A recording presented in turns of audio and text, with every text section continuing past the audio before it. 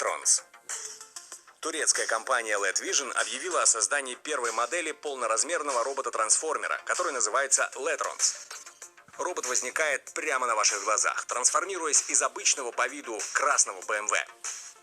На создание трансформера ушло 8 месяцев. Над ним работали 12 инженеров и 4 ассистента. На первый взгляд может показаться, что это обычная серийная BMW купе 3-й серии. В принципе, так и есть. Однако есть один нюанс. При нажатии на соответствующие клавиши на пульте BMW превращается в настоящего робота-трансформера. На самом деле человек в таком автомобиле ездить не может, поскольку для него там просто не остается места.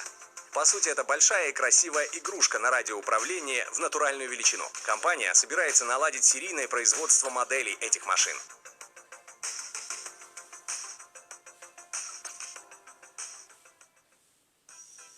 Kia Transformers. Компания Kia Motors на автошоу в Сан-Паулу представила внедорожник, который действительно трансформируется в одного из автоботов. У него даже торчит в руке некое подобие оружия после трансформации.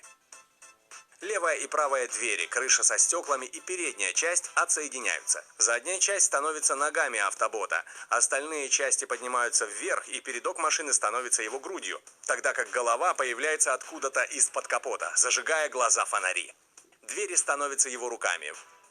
В рамках шоу трансформация, казалось бы, обычного выставочного авто заняла несколько минут, после чего наблюдавшие узрели примерно 5-метрового робота. Затем он сложился обратно, превратившись в ничем не примечательную машину.